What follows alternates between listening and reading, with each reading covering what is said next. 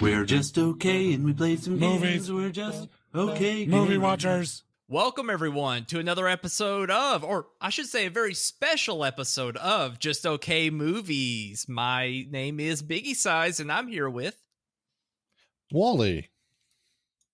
And Goatsuu. Well, the reason why I'm just so happy you're here, Goatsuu. I was going to save this for later, but it just warms my heart that you're here.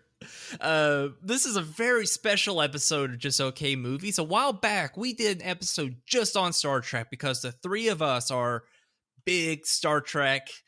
I don't want to say nerds, but yeah, you could probably pretty much say that. But Star Trek nerds.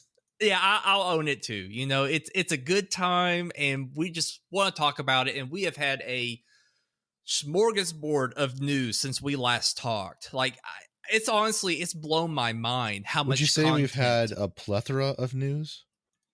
I would say a plethora.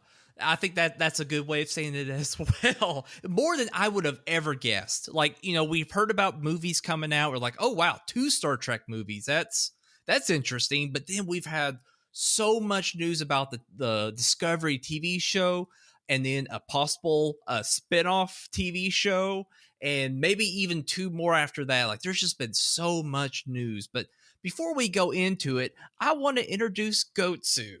She has been I would easily say a pillar of the Just Okay Gamers community. And I didn't know for the longest time that she was a massive Star Trek fan. So I wanted to bring her on the show because, you know what me and Wally, what we like with Star Trek. And I was like, we really need to get Goatsuu in here to get her take on everything. So before we begin, Goatsuu, can you kind of give us an idea on, I guess, what your flavor of Trek is that you prefer? What's your favorite season or favorite series? Wow, thank you. Well, my favorite is Deep Space Nine. I love me some Deep Space Nine, and then I guess Voyager was okay. I don't know. I've just been really just not really into the new stuff with Discovery, and I kind of like Enterprise, but it's also a little I really like the episodic of Next Generation and Deep Space Nine and Voyager. So those are my favorites, but not really into the old stuff either. It's okay. It's good. I mean, it's classics, right? So you gotta like it, but don't like it as much. Now, where do you say the old stuff begins?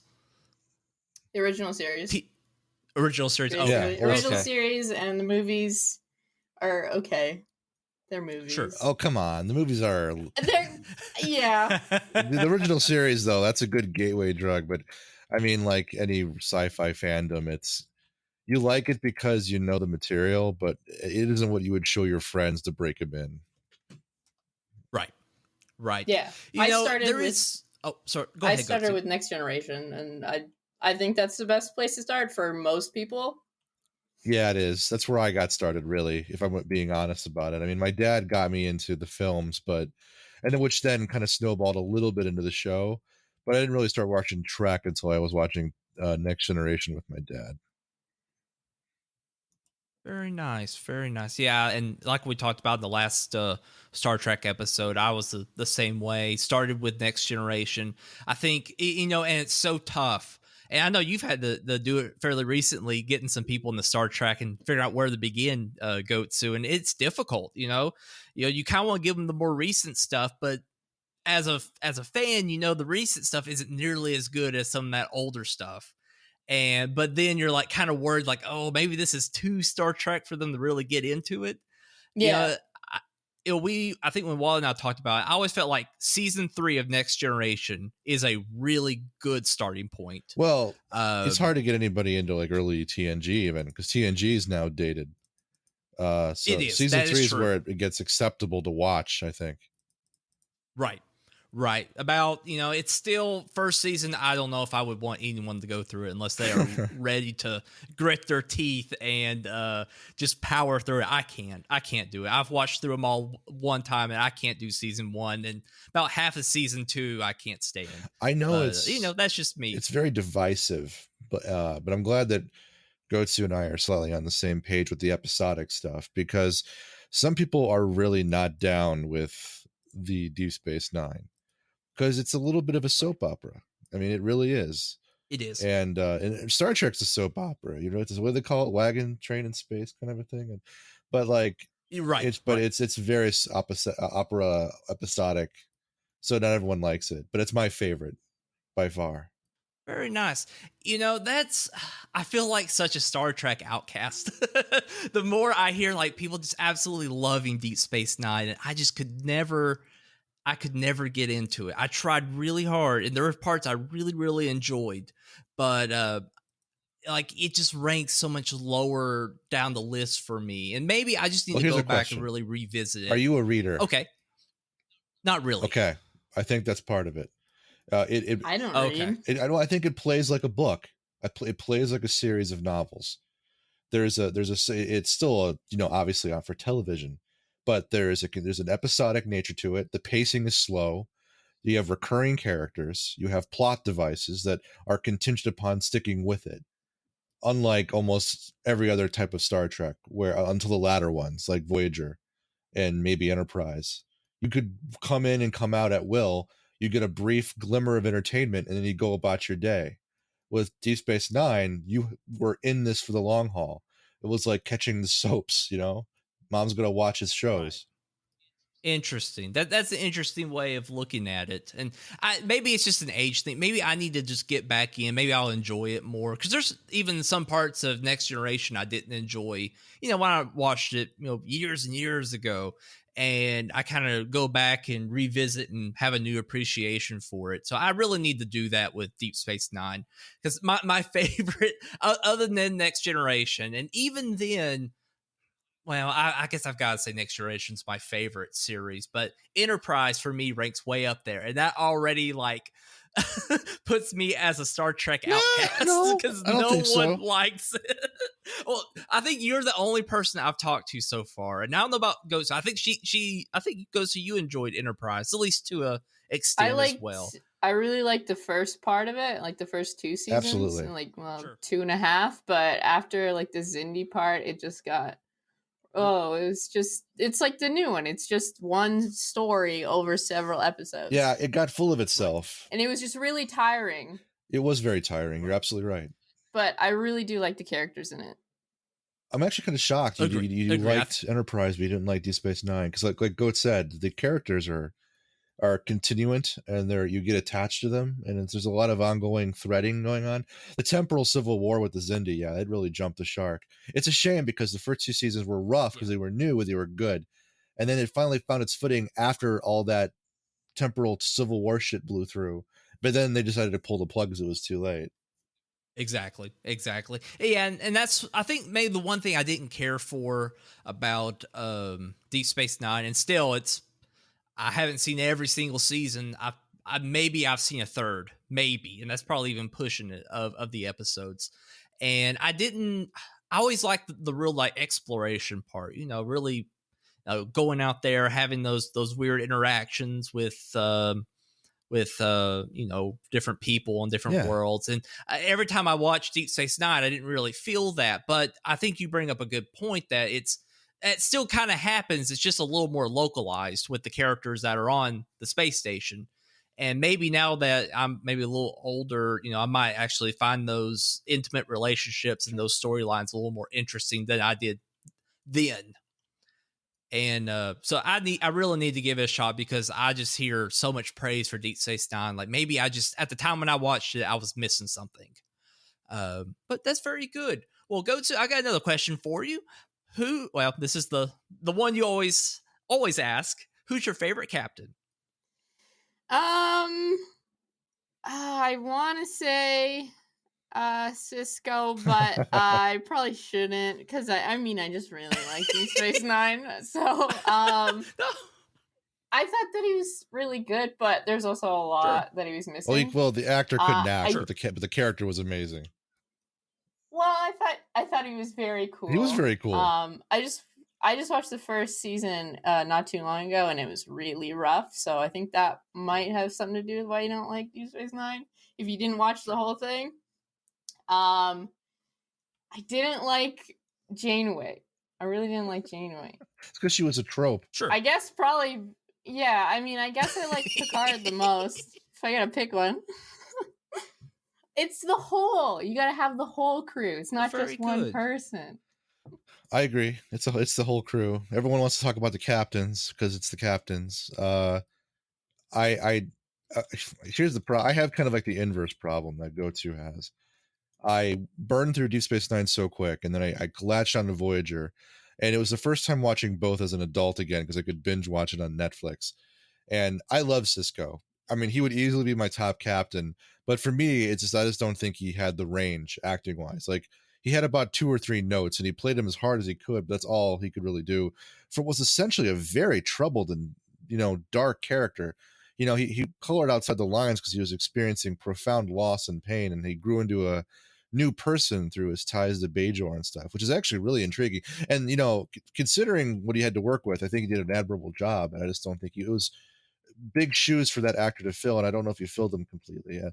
Now, my problem is I actually, despite thinking she's one of the weaker captains, particularly because the character is a trope and was that whole kind of motherly, but I'm still empowered in the hard ass captain thing.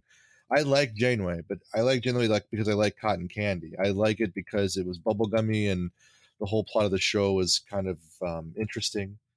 But I liked it. It's gonna have to be Picard though, and I feel bad for Shatner and Kirk because I know people like to go for them because he was the perennial bar setter for what a captain should be. I just think that Picard happened to exceed it, and coincidentally, the only Shakespearean trained actor in the entire pantheon too. Right. Yeah, it's really hard to beat Picard, and even in some ways, I feel like it's more fun to exclude Picard and Kirk and get to the ones who I guess don't get the light shine on them near as much. And I think Archer, even above Picard, I think I like Archer the most. Goatsuu, do you think we should include Archer in this, or? Yeah, he's a captain. Okay. I think Archer is the most human. It's true. Like he has the most like goals for humans, and he's the closest to us chronologically too. Yeah, really. Right. Yeah, he the rules are kind of there. They're nothing, they don't have the prime directive, you don't have any of that stuff, and really they're just like, okay, we finally built a ship that can get somewhere in a reasonable amount of time. Go. Yeah, forget. And that's like all he has Archer to did a good with. job because we were suffering, I think, a little bit from hero fatigue. Because Starfleet is, all these guys, they're practically angelic with their morals and everything, which is a feather in the cap if they didn't completely turn it to shit with Discovery, with a stupid plot, which you can get into later when we talk about Discovery. But like, yeah, Archer was human. He's close to us chronologically. We can identify with him culturally, rhetorically, and everything. And also, he wasn't like taking the high road every goddamn minute, even though he had integrity. Very true. Well, final question. And I don't think we asked this last time, and I think it'd be kind of an interesting question. Let's say you're a captain of a ship, and you had to pick a number one. Your right hand man, like a Riker or whatever. We'll start with Goatsuu. Who would you pick as your number one? It could be anyone from the Star Trek universe. Doesn't have to be like a number one. It could just be anyone. Anyway, it could be a captain, it can be an engineer, it doesn't matter. It's going to be your person that you're going to turn to if to get something done. What about? Oh man, I'd probably pick a Vulcan. Here's the problem. You said get something done. I have 2 questions. How about get something done or turn to for advice? Sure, I'm fine with that. I think for advice, I'd pick Spock. Really? Okay. Okay. And to get stuff done, maybe Riker. I don't know if that's a good pick. No, that's a solid choice. I mean, you can't beat Riker. I mean, he is. He's definitely the person you will want in a fist fight. Yeah, because he'll always have your back. Good choices. What about you? I think if I wanted Wally? to get stuff done, I'd give it to Worf. Or Worf or 7 or 9. It's a dead even between the two of them. Now Goatsuu's gonna laugh at me, but if I went, and because there's some really cliche answers you can give that were perfectly valid and I'd agree with them, but if I went to somebody for advice, I'd probably go to Neelix. Somebody to talk to. Neelix. Dead heat between Neelix and Okay. Guinan. Very nice. Okay, well, I mean, advice, or Oh, you've got a So stamp I of wouldn't approval go from to- Megan. well, She the- loves Like, Neelix. Okay, advice for me is a That's what I was colloquialism for thinking. someone to talk to. It could be both. Because Okay. because there's a difference between getting. I wouldn't count on Neelix to get shit done, but I value probably him as someone Yeah. to talk to, and much higher than any. Because all the characters that I would think of to get shit done, I wouldn't want to share a coffee with. No, I would totally agree. I don't know if you would get the most interesting conversations out of Worf. Other than, I will say he did have very interesting plot points in Next Generation. Like, they really tried their hardest to stretch his character. Sure. And I gotta give them props on that. They're thinking about making a show with him, I think, or he's trying to push one Really? at least. The actor, yeah, I forget his name. Michael But, Dern. Isn't it? Yeah, Michael Dorn. He's trying to push a show, and it has semi legs, but I don't know if anyone's actually signed the dotted line on it yet or not. Interesting. I'm really surprised he would be interested in bringing back that character. But Worf was very lovable in how stern and that he was. But I would watch it probably. If I had to pick my two, and goodness gracious, it's tough because you have so many good ones. I kind of feel bad that I wouldn't pick Riker for one of these roles because he's just the iconic, right hand man. Yeah, he is. I think I would go for Picard as someone I would want I guess an ideological conversation with to see kind of where I'm at, on a decision. Because I feel like he would probably pick the more idealistic approach. He hasn't always, but I think in most cases he would be the one you would want to talk to kind of gauge your moral compass. But to get stuff done, and I would probably still want to say I would get advice from him as well, would be Archer. Because I think his would be like, okay, that might be great for, this idealistic viewpoint, but this is how it really is. Interesting. And I think that's something that Picard sometimes lacked. Not all the time, but sometimes. And you kind of got that viewpoint from like Riker, but I felt like Riker kind of took orders more than he did kind of do his own thing at times, but he mainly just went on orders. Whereas Archer, he would receive orders, but if he didn't like them, he just kind of was like, fuck it. I'm going to do it this way because I think this is the right way. And I kind of like that. And I think that's why, we talk about with Archer being the most realistic or most one that we can understand with, because they weren't like dipped in this ideology of the Prime Directive. And I think that's a good viewpoint.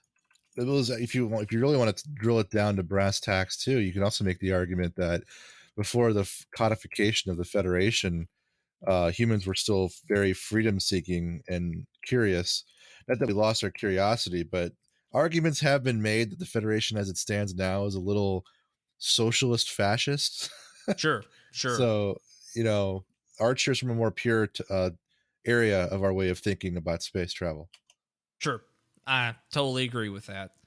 Well, now, listener, you have a good idea on who you're hearing from, what our favorite series are, or favorite captains and characters. And so that will kind of help you process, I guess, what our viewpoints will be on our big topics for today. And I think we'll lead in with the biggest topic, easily the biggest shocker that we've had in quite a long time, probably other than we're getting a new Star Trek series with Discovery. This has probably been the next biggest one, is that Patrick Stewart is back in some capacity for a new Star Trek show. And that's pretty much all we know. The rest is just speculation. There's people speculating that maybe it'll be, maybe he could be some sort of admiral, or hell, maybe he takes control of another ship for a special mission. Maybe it's a show where this is maybe kind of the one I dread the most, but he's like on his deathbed and he's recalling his days in the academy. I don't know. No, maybe that would be kind of cool. I really hope not, because I think we got enough of that in Generations that we don't need more. And during his reveal speech about he's taking the gig at the Las Vegas Comic-Con, he said something along the lines of, "This won't be the Captain Picard you remember. It's like things have happened." past tense, that it's changed him and made him into who he is now, but that they still promised that you'd be entertained and that it would honor the material. Cool. So I think it's going to be rooted firmly in the present, quote unquote. But it'll be maybe a more rugged, disillusioned Picard. I would definitely like that, because I mean, if you think back on all the shit he had to deal with through 6 seasons and the movies, you would imagine someone like coming out of that would be very, I guess, maybe disheartened or just turn into just a heavy pessimist. I mean, even if you look at Nemesis, which was definitely not a great movie at all, but some real deep things happen with losing your third in command in such a dramatic way. And I mean, if at all, that was spoilers. Goatsuu, would you think? Oh, sorry, there was a pause there. I apologize. I'm gonna say, if Goatsuu, would you be upset if this was a message piece show? I just don't want it to be dark. I think it'd be political. All the new, yeah. He did say it was supposed to be a light for these dark times. Yeah. Right? I just want something lighthearted. Really, it's supposed to be 20 years after Nemesis, is what I read. Oh, really? Okay. Yeah. And he's supposed to be 86, I think, or something like that. Like the character. Okay. Yeah, might be older. Interesting. 20 years after Nemesis. That makes a very compelling case for your retrospective theory, Biggie. I hope it's not, though. Oh, I hope it's not either. I don't want to revisit that. I want to see what Patrick Stewart Picard is doing at this moment. I don't care if I agree with Goatsuu. I don't want to deal with a dark story. Like, for some reason, he is just moody and shoots people in the face for whatever reason. Anything they could do with that, like they did with the movies.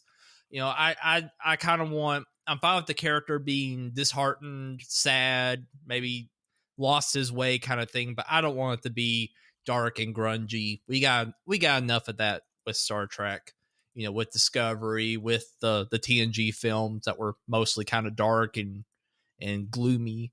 I do kind of want a story where we learn more about him as a character in some fashion. I feel like everything's been dark, and I think Guido was talking to me about this earlier, and clearly Goatsuu agrees. Is we have dark fatigue. Yes. You look at Netflix and like half the show is like, oh, and it's a dark timeline, or it's a dark this, and everything's moody and black, and I don't mind that, but I want something lighthearted. I want some old Trek back, if that's even possible. Yes, I agree. And which, speaking of that, really, I think the next Trek that we're going to get in the near future is going to be the 2nd season of Discovery. And we've gotten quite a bit of news. I think we have an idea of what to expect. We've gotten, I think, one trailer. I haven't seen any more trailers. Worst soundtrack ever to choose from. Oh my God, that was awful. You think they would have learned their lesson by now? That Lenny it just Kravitz, doesn't really? work. I don't know. It's disgusting. That was my least favorite part of that whole trailer. Everything else looked okay. It's about what I expected. They didn't Maybe even a cut little it bit right. more lighthearted. No, yeah, they didn't. The music was just so out of place. It was. I don't know what they're thinking with that. Just put a nice, ramped up orchestral sound. That's all you need. Don't overthink it. We're not going to be like, jizzing our pants because they got Lenny Kravitz on the track. Especially a song that's almost, 10 years old now? It's ancient too, yeah. It is. Like, no, don't overthink it. And no, I agree. It's that part I didn't like. Everything else looks okay, except that the whole, apparently something's going on with Spock, and now we're having to kind of do a pseudo search for Spock kind of thing. Apparently they're going to tie it into the main core line with this, though, and that we will see Spock, but it'll be like a younger, more impetuous Spock. Illogical Spock. Illogical, emotional Spock. I'm told, and I'm interested in the whole little red flares thing that they're talking about. Like, that sounds kind of cool. It's just the only line that worried me was, this is a message from Spock. I'm like, oh shit. Why can't Spock just be there? Why do we have to take these characters and make them such a massive plot point when they're just a character inside a universe. And I guess that's one thing that's so great about Next Generation, oh, not Next Generation, but the original series is, it's a time where these characters are not iconic at all. Spock's just a guy on the ship giving science advice. And that's cool. Get away. Where now, like, we have to just like build these characters up and have them be like massive plot points. And I get it. It's recognition. Oh, Spock. Oh, even Pike kind of now. But when he was like almost nothing in the original series and everything. But yeah, other than that, I think it looks pretty cool. Looks like they're trying to make it a little more lighthearted. I'm fine with that. I'm kind of excited for the characters. I hope they do a little more with them. Yeah, me too. I like the engineering guy. I think he's probably the most interesting character just because he's kind of, he reminds me of Trip a little bit. And I like that. Have a nice, fun engineer guy who's a bit quirk, has likes fun little quirks with stuff and breaks the rules a little bit. That's fun. So I don't know. I think one thing that Goatsu's been a little Goatsuu went off about this news, and it's about them changing the Klingon appearance, possibly. Okay, yeah. Or at least it's break this down confirmed. for me, guys. Oh, it's confirmed. Yes, Goatsuu went off on it, so I want to hear you say it. Go for it, Goatsuu. So they're supposed to be changing the Klingon appearance again. Oh. I didn't. The whole thing with Discovery and me is that they are trying to fit into canon, but they're doing it so strangely. Like, I just don't do it. Just make it its own show if you're gonna stray this much and then try to tie itself back in. It doesn't make sense to me. Sure. So they come out with this new Klingon who looks completely different, totally different. It's cool, right? But it's not Klingon. It doesn't look like Klingons. Are they just make it a new race? Really? Are they going to try Sorry. to like work in like a canon reason for this? I don't know. Oh, okay. I don't know if I want them to or not, because it'll be weird if they don't, but it will probably be weirder if they do. I don't know what they can do. They're just gonna give them hair now, probably. Like, oh, they found some gene, and now it's back in. Now they got mustaches. Oh boy. Here it is. I think the Klingons in Discovery are really cool, but they're not what we know as Klingons. For what it's worth, I'm excited for tough. their new plot direction to make it more like a track, I guess. Yes, definitely. No, I agree. We talked about this on Discord that, do you acknowledge that they now have more wrinkly top heads and have a Fu Manchu? Like, do you acknowledge it, or do you just go with it and people are just like, okay, the man closer. Okay, whatever. I would almost say just if you're going to change it, just don't acknowledge it and just move on. Because what are you going to say? As you said, it's they somehow mutated due to a gene, or this dominant Klingon faction somehow took over, but that just fucks everything up, because if you're trying to stick with canon, they kind of did the canon thing, setting up the houses and all that stuff. And that's kind of, especially when we jump into Next Generation, that's the fun part of TNG with dealing with the Klingons, was this interesting political war that was going on. And that was a backdrop of tons of episodes in season 3. And they wrapped it up pretty quick after that, but yeah. Very quickly. Very, very quickly. That was a fun story. I liked it. I recommend watching that one. It's a bunch of episodes, but it's a blast. So I would say, yeah, if you're going to change it, just don't say anything. Just do it. We'll know, like, okay, they fucked up, whatever. But I agree with Goatsuu, because she had mentioned that they should have just been a different race. And that would have been kind of cool. A really, like, sexy introduction to a brand new Star Trek villain race. Well, this isn't really the solution that you're looking for, because it would already be an established villain, but there was a whole like thing about a Romulan war with the Federation early on that nearly brought us to our knees, and they could have done a whole thing about that, and that would have been interesting too. Yeah, that would have been definitely, because even in Next Generation, Romulans were never really like the good guys ever. They were always just the token bad guy, and almost like how the Klingons were in the original series. So it would have been nice to kind of have another look at the Romulans, or at least a closer look at them. And that would have been a good plot point instead of having the Klingons. And because even then the exciting part was the Klingon War was going on, but they didn't really do much with it. I was really surprised at how they pointed like, oh, we're losing the fight. Like, okay, we're going to see something exciting, see some ships blow up, some sort of repercussions for us losing the war, but nothing really happens. Other than just giving them the reason to go to Kronos and do the whole bomb scenario thing at the end of Discovery. That was kind of weak still, but yeah, that's what we're expecting for season 2. Apparently we're going to be hunting around for Spock, looking at fire thingies around the universe. Pike's in command of Discovery. I guess the big question is, are we going to see the Spore Drive come back? The most OP technology in Star Trek, probably, or at least it's pretty up there. How are they going to retcon that? Are they going to retcon it? And if they're going to have it, we never hear about the Spore Drive ever again. So obviously something happens. Yeah. Are they going to say the only way you can do it really is with the humans, so we're outlawing it? Oh, that's kind of a bullshit reason. Have something that can jump literally anywhere, and the only reason you're not going to do it is because of a human. Fuck that. That's a weak excuse. The Federation's done way shittier stuff than Especially that. if you include the clandestine stuff. Like Section 31 and stuff. Exactly. I mean, they've done some really bad things.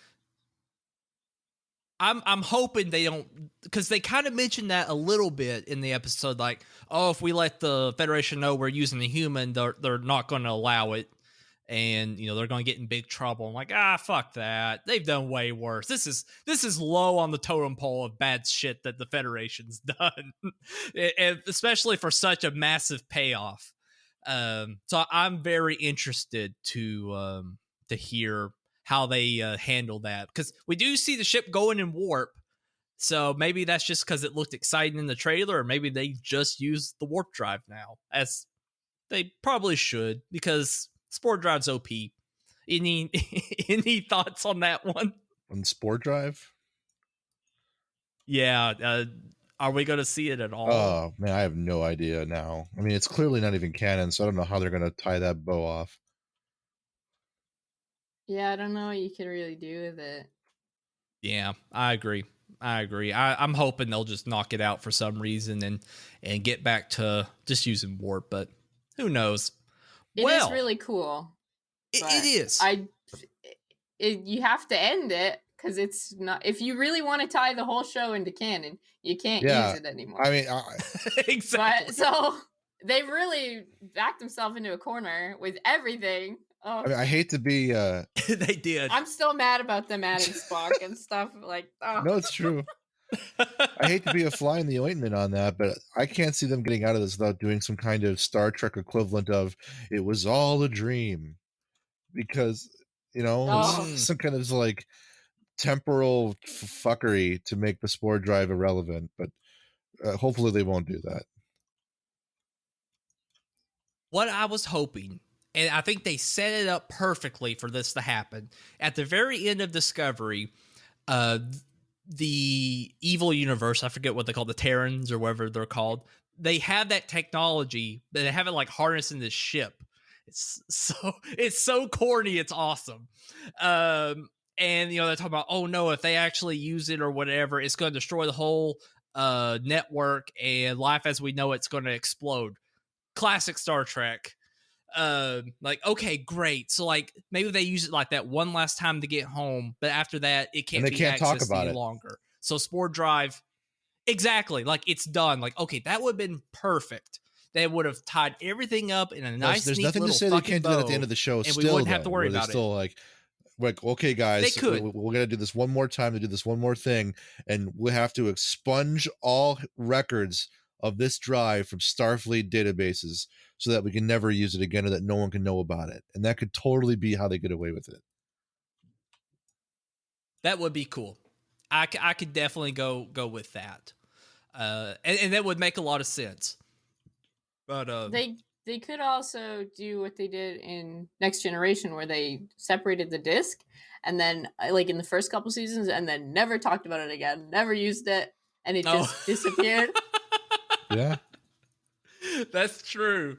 That's true. I think the last time they ever separated the disc was in where they're fighting against Picard on the cube, and he has to separate just to confuse him. I think that is the last time. Oh, well, other than Generations in the movie when they had to separate because the warp drive was going to erupt. But that was it. Like that was like such a. I'm happy they did it because that took so fucking long. They're like, okay, we have to get to the battle bridge, and it's like, man, if I was just some other ship, I'd just be like pounding the fuck out of them while they're having to detach and do all that crap. Oh man, dude, good times, man.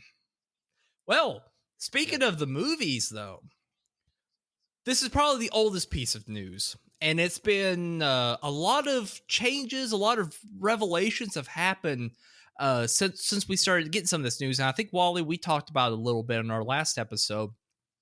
Currently, at least confirmed, we know of two movies. The Tarantino Star Trek film has been confirmed about as much as we can.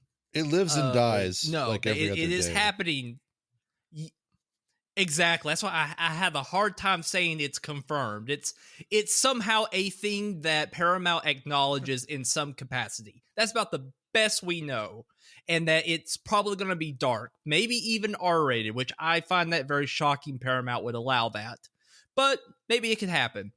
The one we really know more about is what they're calling Star Trek 4, which will be the sequel to Beyond. And they've already have a director. Forget the lady's name. I'm not She's sure got good what her credentials are. I'm sure she's competent. Yeah. But does she she? was a bit of a curveball choice, but she definitely has the chops for it. Has she been involved in any of the previous films? It's been several I months since I've read about her, or weeks rather, but I think she has sci-fi chops, possibly even Star Trek chops. But she definitely has the ability to write creative content in this space, or to direct creative content in this space. Good enough for me. That's better than some of the directors we got for Next Generation films, so I'm fine with that. Although a big hiccup has happened, and we talked about it before, and we had heard that it was a possible story arc that they would try. Is in Star Trek 4, the Kirk and the crew would go back in time and team up with Kirk's father, which was played by Chris Hemsworth in the Star Trek 2009. You know, he piloted the Kelvin in its last I didn't make the moments into the connection. Romulan He didn't look ship. like himself for And- some reason to me. Oh, I think even at that time he was very new. I don't even know if the first Thor movie had come out at that point. I don't think so. I think he had done just He was also smaller other clean-shaven, movies, too, so we so just it sort of knew who he was. Yes. Clean shaven, short hair, absolutely. And so that was what we had heard was the possible storyline for Star Trek 4. And apparently we started hearing that was going to be the case. It wasn't confirmed, but rumors were saying that was the arc they were going to go for. And very recently, like I think just a day ago, we have heard that Chris Pine and Chris Hemsworth have backed away from the negotiating table to be in Star Trek 4 due to compensation issues. Basically, it sounds like they're not getting the amount of money that they think they deserve to be in the film.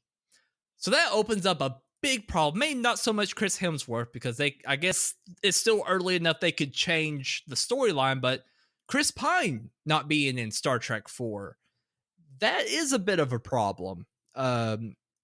Personally, I don't know if I would be crazy heartbroken for him not to be in it. It'd be a little weird. I think the rest of the cast could probably carry it out okay. And it is its own timeline, so they could make any excuse they want to that Kirk is no longer there. He decided to become an admiral. He died. I mean, whatever you want to do. They got free reign. But still, it's a little strange. You guys have any feelings on this piece of news? Not particularly, Goat. Do What you care? I don't really remember what happened in the new movies. That's fair. They were just really boring to me. I don't remember the 2009 one at all. I do not remember. It was Hemsworth literally being like in this. 5 I was seconds. so confused when I read this They article. were I'm like, piloting. He was piloting the what? Kelvin, and like she's giving birth, like as the ship's exploding, and should we call him after your Oh, dad, yeah. Tiberius? Oh man, that's the worst. Let's call him after your dad, James. And then like, Oh. okay, and so yeah, and then he fucking died. Yeah, I know. You I quoted remember that the scene. perfectly. Yeah, he was not in it very long, so wouldn't be surprised if anyone remembered he was actually in the film.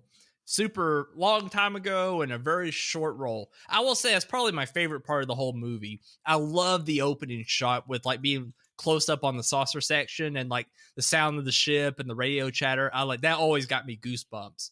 But I don't know. Chris Pine is fine. I think he fit the bill as like being a high octane young Kirk, kind of how we would picture him. Even though you go back and watch the shows, he kind of was Kirk's a rebel. I mean, I guess compared to it, Kirk's a rebel, and especially compared to Picard. Kirk's part of the old guard, Kirk man, is very yeah. much, get your hands dirty. Right. And I think Chris Pine, for what they needed to accomplish in those Star Trek films, fit the bill very well. He's a solid actor, did a good Kirk impression, but made it his own. Fine.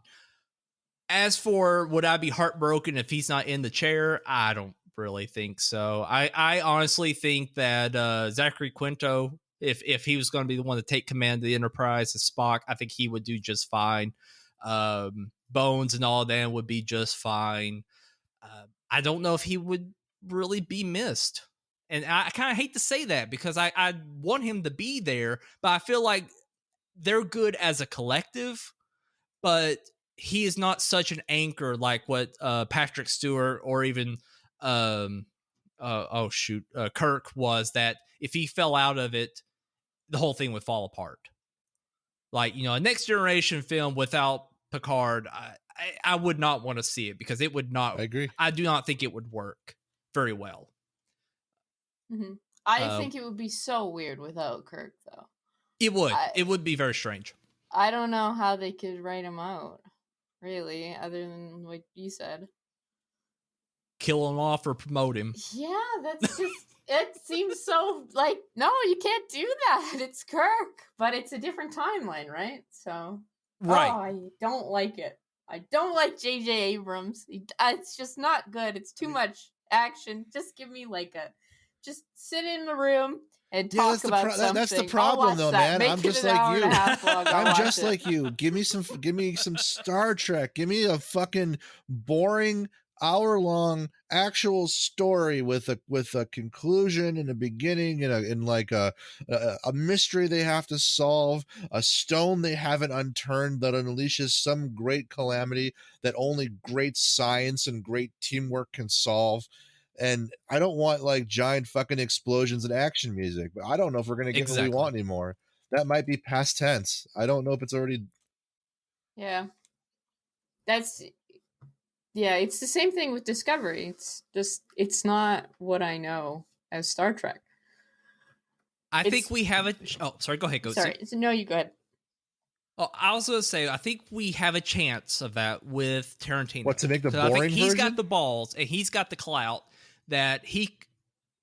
You think he's going to throw a curveball at us and make the one movie that isn't full of... Because, I mean, Tarantino's known for his kind of spaghetti shit. I mean...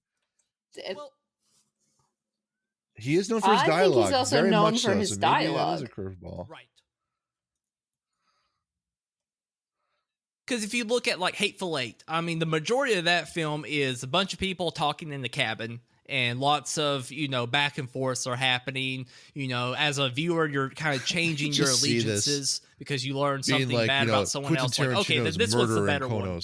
It's just like some kind of like murder mystery in 3 acts following a Klingon private eye trying to figure out who killed somebody on the High Council before they get to the Chancellor.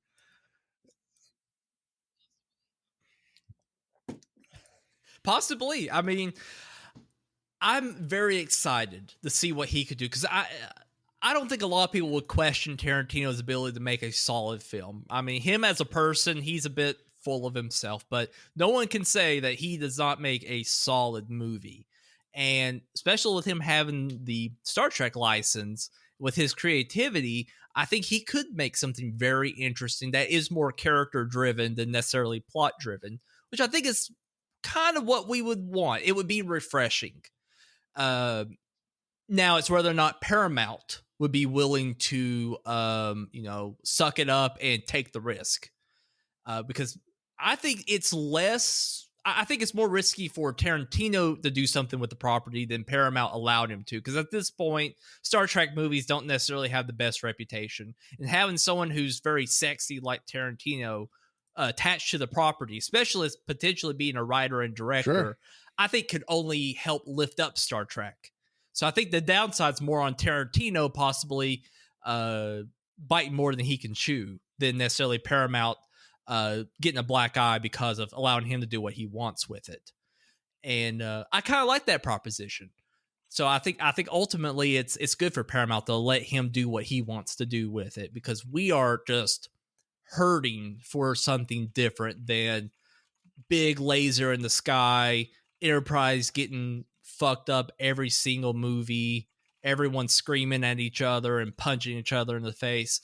We've had it for, I mean, God, you could point back to the original movie films and say we've dealt with that even then.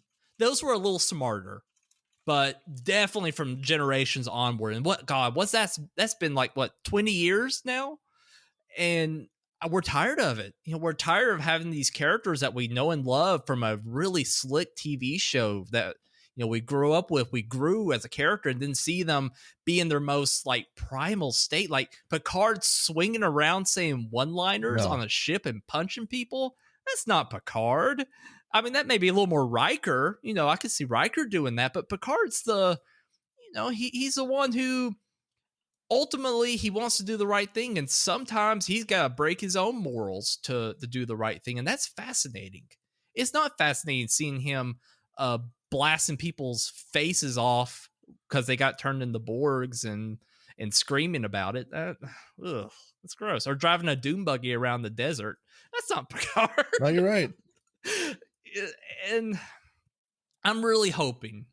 I'm really hoping that they allow him to have that freedom, because I think we could get something very special. But it's Paramount, and we've gotten fucked by Paramount many times. Star Trek's gotten fucked by Paramount many times. But yeah, anything else you guys want to discuss about the Star Trek movies? Any other points? So, do you think that maybe Tarantino would just take new characters instead of characters we already know? I think and so. And just develop new IP and stuff? I think that would be... I mean, it would be different. I don't really know if you could get that much of an audience from it, but like you said, we want something new. I really think so. I think more than likely, I think it's going to be a Starfleet crew of some ship that could be what's that? Constitution class. Constitution class, so it's going to have that kind of Enterprise look.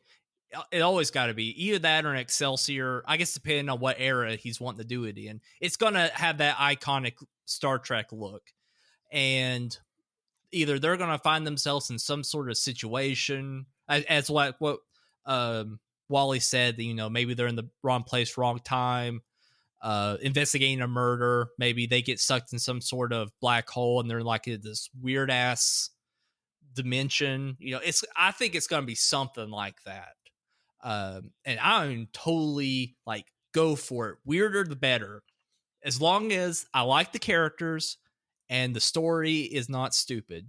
In that, watching like Star Trek First Contact being even though that's probably the best TNG movie, still it's very stupid seeing them run around like morons blasting people in the face. We don't need that anymore. Let them do science shit. Maybe one of them gets turned into some sort of monster thing and we kind of like them and we're sad about it. Build the character, make the story interesting and sci-fi. That's about all you've got to do. Mainly get the characters right. Yeah. That's all Star Trek's about. It's not about phasers.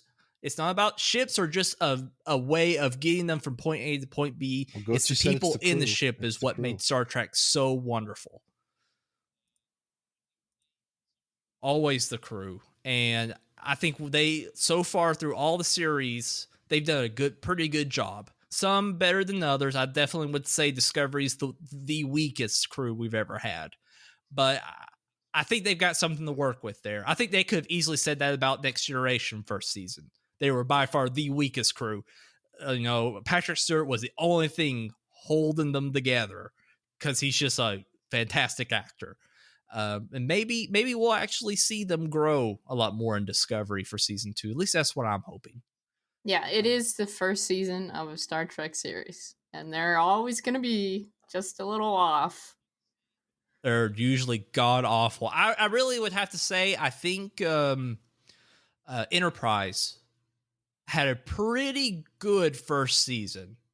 At least in my opinion, Archer was pretty much the same as he was throughout the entire thing. So you had that strong character, the hang everything on, the captain, and everyone else was pretty good. And I thought the episodes were real decent. It was nice that this was a completely different Enterprise in that it sucked because it didn't even have phasers. It shot like rockets.